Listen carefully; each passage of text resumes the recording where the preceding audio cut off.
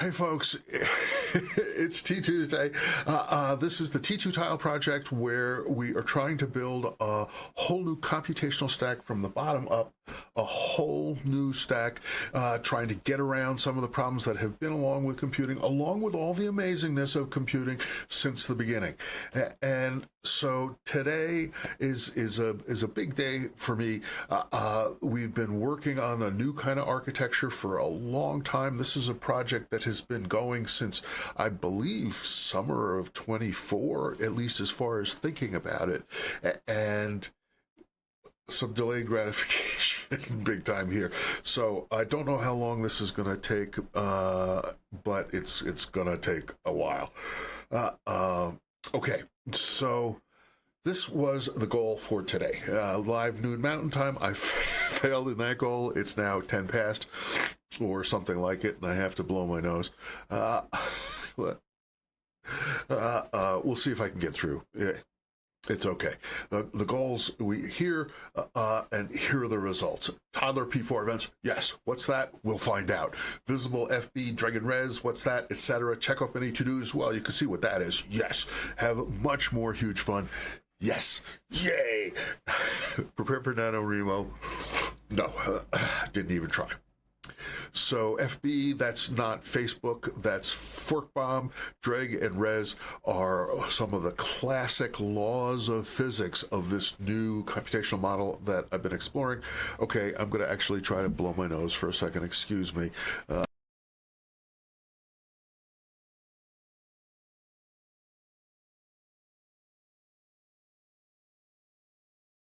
right, can we still hear each other? Can we still hear me? Okay. Oh, sorry for the people in the cans. All right, so this is how we did. And just jumping right into it, black holes are hot. We're building architecture for this thing called a black hole quiet box. It comes from a company called T2sday. The Living Computation Foundation got a wonderful donation of money to buy this thing. It's not cheap, and it is indeed hot. I talked about it last time. However, I can tell by the clock on the kitchen wall that it's autumn o'clock, and things are starting to get different. So the heat that was coming off of the quiet box that was just baking me in this room here, which meant I had to run air conditioning pretty much continuously just to offset it. And I built a box to suck more of the heat out in the last episode. Well, now, like the rest of the house is like a lot colder than this was. So I took the box and I trundled it out into the hallway, which is not heated at the moment. I mean, in the Southwest, you got to decide in the spring when to turn on the swamp cooler to start, do the air conditioning. And in the winter, you need to know when to shut the swamp cooler off and start the furnace or the wood burning stove, whatever you got. We haven't started the furnace yet here, but we haven't needed to because we have the quiet box sitting in the hall, radiating heat. This bag here is cat discouragement to keep them from sleeping on top of the thing, and also to keep all the hair and so forth from getting in there. If you look way down here, there's a big heavy-duty extension cord coming through there, and then 2 Ethernet cables going back in. And this is what I've been running on. This is what we'll be running on in a few minutes. So, the road to today. I'm going to rush through this because I don't know exactly how much time I've taken and so forth, but since we last talked, oh yeah, so the black hole quiet box, which could really be called a hot box, is now performing the task of heating this place for the moment, and we'll see how it goes, and we'll see how the electric company feels about it when I get the bill. So 27 days ago, right after the previous update, this was going to be a short interval, 28 days to today, so I wanted to jump right on it. I wanted to build a curses interface. A curses interface is where you just have a terminal and you have text stuff and you have stuff bouncing around just using ASCII graphics on the screen. It looks like 1970s on a mainframe, but all it requires is the ability to have a terminal. I've written many programs using curses. It's a library in C over the decades. But now I did some Googling, or actually I did some Kagiing, and I discovered Textual, which is an all-singing, all-dancing Python package, hundreds of thousands of lines of code. It's huge. That does curses interfaces like on steroids. And I discovered PyBind11, another package which allows you to take C++ code and put it together with Python code. It's used by lots of big projects. So 25 days ago, I had written a few tiny little Textual and PyBind11 spikes, a few little tiny demos, and I'd gotten them working because, you know, it's easy to get them working if you just follow the tutorial. It's when you want to step off and do your own stuff that things starts getting bad. PyBind11 is expecting to use, it's most happy or comfortable using this build system called CMake, which I had never used before. I'd used Make, which is decades old and not really maintained that much. Well, it's still maintained, but CMake is much newer. And so I got down with the AI and we vibe coded a CMake framework to get it working. And between Friday and Saturday and a lot of chatting back and forth with the AI, got a framework that seemed to work, that had Textual, it had C++ code, it had PyBind11 connecting them together. And it was pretty amazing. It really was. It made bunches of mistakes, but by the end of it, I was like, holy moly, everything works. I now have an entirely new CMake build system. You know, I don't know how to react to these things. On the one hand, you know, it's just a statistical parser. It's just a stupid little, you know, mathematical engine. But on the other hand, I have every reason to believe that every conversation anybody on the planet has with one of these large language models is being captured and used to train a new generation of large language models. So, you know, if we're just act like a dick to it, you know, maybe it's going to learn to be a dick back. So I don't know. So I was actually kind of trying to be polite, and in fact the AI just came back with, "Oh, that's fantastic! I'm thrilled." You know, it was a complex journey, many subtle CMake, but we tackled each one. Enjoy your new fully functional build setup, which, you know, sounds to me like, you know, enjoy your fully operational Death Star, but I have to admit, I wouldn't have even tried to do this. It would have been too aggravating without something to handhold. So 23 days ago, I started importing my own code, MFMX, the movable feast machine. That's the overall architecture that the T2 project has been exploring for decades. Well, the T2 project has been exploring since 2018. I've been exploring for decades.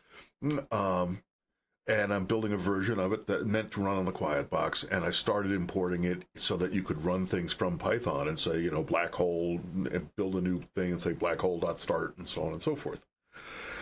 On October 13th, I tried to start building attempts and put them all together. So that's where I'm stepping off the convenient path of the tutorials.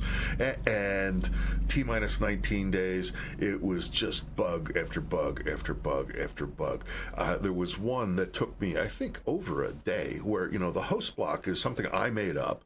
And it's this little data structure that the host in the center, the x86 standard computer that's in the quiet box, sends a copy of this host block to every Tensix tile out in the world that's involved in this project. Well, not in the world, elsewhere in the quiet box. And I was just trying to read that back from the Tensix tiles and make sure that it had gotten there properly, and everything was reading as 0. And I couldn't figure out why. I tried everything, and it turned out this unbelievable thing, that there's a function called memset, memory set. Its job is to set the contents of memory to a certain value. What value? The value that you give for the second argument. So you say 0, you set it to 0. It's supposed to set memory to 0. Well, it turns out the compiler has its own idea about things, and in certain cases it says, geez, I can tell that the code that they're setting, this block of memory that they're setting to 0, is never going to be referenced, so I don't even have to do it. Ha ha, I don't have to set it to 0. Aha. And that means that when it was going on and using it later, it wasn't initialized. And yeah, I'm sure, technically, according to the language, I was doing something wrong, but the code I was writing was pretty damn obvious looking, and I had to, it was a drag. But that's all it was. But then that was easy. 17 days ago, under 3 weeks, I was fighting with threading bugs. That, textual has a user interface, and you want that to stay all clicky so that people can click on it, but in the background, you need to be doing all this stuff with the black holes, so you need these multiple threads. And threads are the kryptonite of traditional computing. Traditional computing is single-threaded. Do one thing at a time, everybody waits till you're done. But that's not good enough for a lot of computations that we want to do today, so they invented multi-threading. And this is nothing new, but getting multi-threading to work, so because they're all messing in the same puddle of memory, and one can easily stomp on what another one is thinking hasn't been stomped on. I spent 4 days on it. Wednesday at T-13, under 2 weeks now, I said, I just started over, and I was right back in thread hell. Days after days. And, it got to the point that I couldn't really go back to the AI, not easily, because I had too much customization. It would have to start all over again. And I did start all over again a couple times, and it wasn't quite as helpful. 10 days ago, a week and a half ago, October 25th, I fixed the threading bugs, and I'm not entirely sure how. I have some ideas, but it's a very unsatisfying story about a bug. But even with that, we were only 10 days out, and there was a tremendous amount of stuff still unimplemented. So I jumped right back into it, and I immediately got into C++ template hell, a similar thing. It's not as bad as threads, but I had this, over-ambitious, like I always do, idea that, some code needs to run on the 10.6 tiles, the T6s. Some code needs to run on the host, and some code needs to run on both. In particular, these packets that are getting sent back and forth, communications about various purposes, they need to be run on both sides. So I thought, I'll make a shared directory, and this was part of what the AI helped me set up way back in the beginning, where it was CMake nuances that we solved, and we did. I put a bunch of code in the shared directory, and it was all these templates. So it was supposed to be able to go one way for the host and go another way for the 10.6 tiles, and it was a mess, and I didn't know what I was doing, and it had blocked me from progressing on the shared side a lot. And so eventually, in a whole new class of bugs, word versus byte count bugs, I had a lot of that wasted a lot of time. I mean, I'm just being honest, but geez. So eventually, a week ago today, I ditched most of the shared code templates. And my mantra is share only data. If you're exchanging data between two sides, well, you have to exchange the description of the data. And, in the modern era, we just use some interchange format like JSON or whatever it is, and then as long as both sides parse JSON properly or improperly in the same way, everything works. But this, between the host and the 10.6 tiles, is meant to go fast, and so it's very low level and it's very specific. This helped a ton. It meant there was some duplicated code on the host side and the 10.6 tile, but it meant I could evolve them separately without having to wonder about the significantly different issues that the heart stands for hardware thread on the T6 tiles versus on the host. And 6 days ago, I finally had a demo of sending a packet. I call them cars because the model I'm using is elevators. This is like two-stop elevators, which is not a really good example of an elevator, but they have cars that are open, and you fill them up, and then the cars close, and they go to the other end, and they open up, and you empty them out, and they close, and they go back and forth. And I had the first round trip of multiple cars between the host and the 10.6 tile. And, this was, 2 months coming, or at least a month and a half, where I was actually working on the code, which finally did this 6 days ago. 5 days ago, I tried to hook it up more deeply with textual on the Python side instead of just doing little standalone test scripts, and I was instantly into a whole new thread hell called Python GIL thread hell. GIL stands for Global Interpreter Lock, and it's a disaster. And again, it's a disaster on top of a disaster because threads are already a disaster. that was terrible. But now I was having to debug C++ code, well, more than Python code, except for the fact that Python code was helping out with the causing the deadlocks and the seg faults. But eventually I started working not just on log cars, going back. Logs were exchanging log information, status information printouts, so that I can tell what's happening on the T6s. You cannot look at the T6s. They don't have a monitor because they're too small. There's too many of them. Yeah, and 4 days ago, whoops, are we right here? Yeah, 4 days ago, I actually scheduled this talk, which is now running late. Saturday, it was like, the quiet box is just too hot. EW control, event window control, I exposed it in Python so we could start doing things like make an event window, select a copy of atoms from somewhere on the grid. That's an event window that we could send off to a T6 to work on. 2 days ago on Sunday, moved the quiet box out in the hall. I showed you the picture. Actually got an EWD10, a Python script that drove trying to do events going back and forth. Yet another incredibly stupid bug, one after another. It's amazing how many stupid bugs I can make. I don't know. Well, I feel like it's more than I made when I was younger, but I really can't tell. 36 hours ago, I got far enough that I actually needed to have some physics, some rules, not for C++, not for textual, not for Python, but for the cellular automata that we're going to be simulating on this T6 tile or in this quiet box in general. And so getting as far as needing MFM physics was a big breakthrough.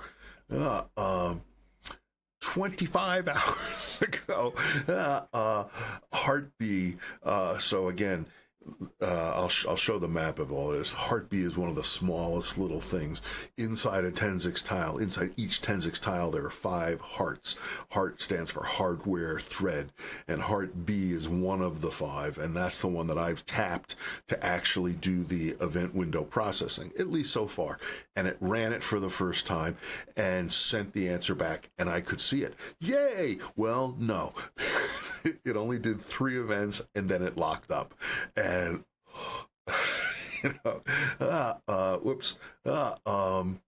22 hours ago, I figured it out.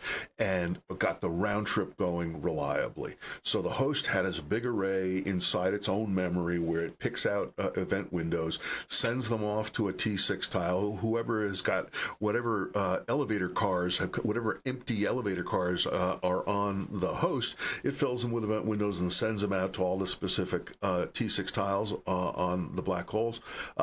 Each of those gets it, processes it, comes up with a new state, sends it back to the host, and the host merges it into the grid. And there's a tremendous question about how do you make sure that the events come in the right order and you don't get halfway through one event and then stomp it with another event and so on.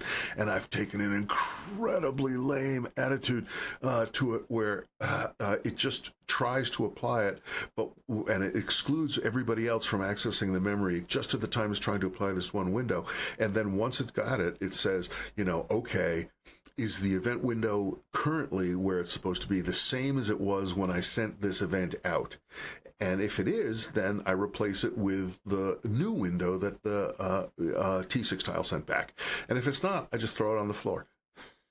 So I have, instead of having locking problems, which I had plenty of locking problems, but instead of event window locking problems, I have acceptance ratio problems, where a significant fraction, a huge fraction at the moment, of the event windows that I send out, by the time they come back, they've either already been done or something else has been done, which means that their input is no longer valid, so we can't apply them and we have to throw them away.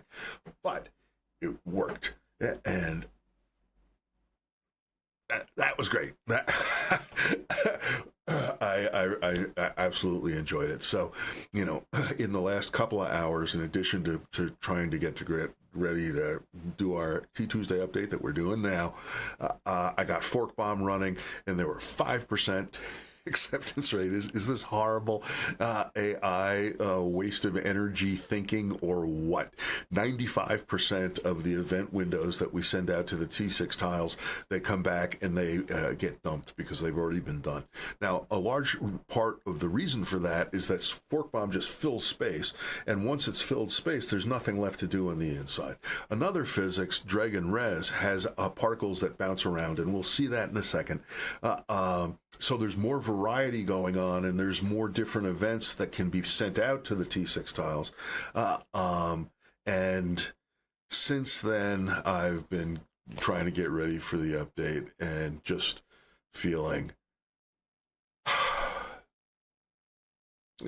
pretty good. Oh, I have a new button. Feeling pretty good. Yeah. All right. So that's the toddler events. Can we demo it? Can we actually demo it?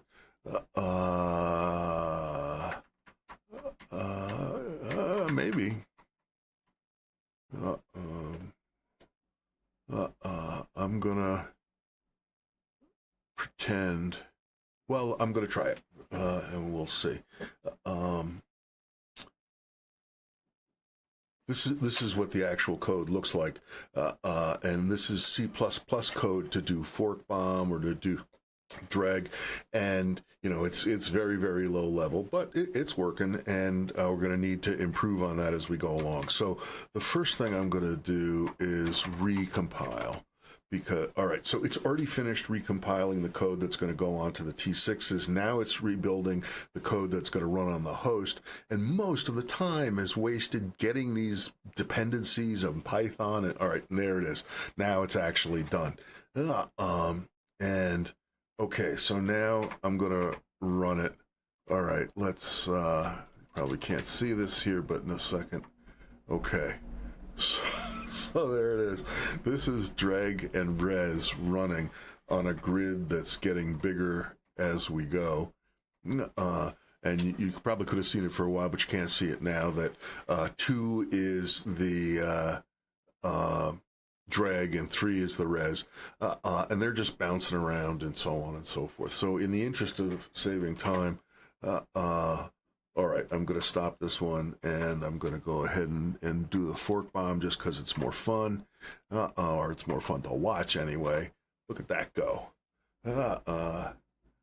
Now, I'm only displaying so many rows. This is not fast by the standards of what you could do with a GPU on fork bomb, but it's a beginning.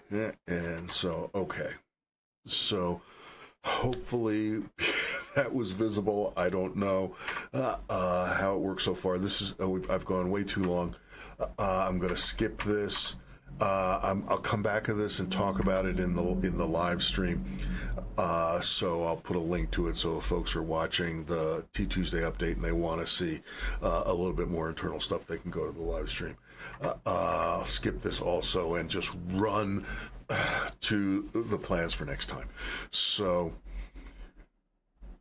this is the last T2sday update in 2025. I'm taking the month of November off officially to write not C++, not Python, but English, to try to do writing, to try to write scripts for videos, put up a video on the Dave Ackley channel. Maybe that would be great. Try to get this collected works of living computation that I've been working on for a couple of years. Try to get that much closer to ready to ship, and so on. So that's what it's really about. And if you encounter me out on the social networks in November, please ask me, why aren't you writing? And I will appreciate it, even if it doesn't seem like I do. And in addition, clean up the code base, and I'd like to get some kind of actual graphical output working as well before January 6th when we come back again. So that is it. Thank you so much for stopping by, everybody that's come and seen it live or come and seeing it later, or any combination of the both. Have a happy New Year, Merry Christmas, Happy Thanksgiving, all these whatever holidays you subscribe to, and I haven't completely given up hope that the world could start sucking less, all evidence aside, but we shall see. Hope to see you in January next year.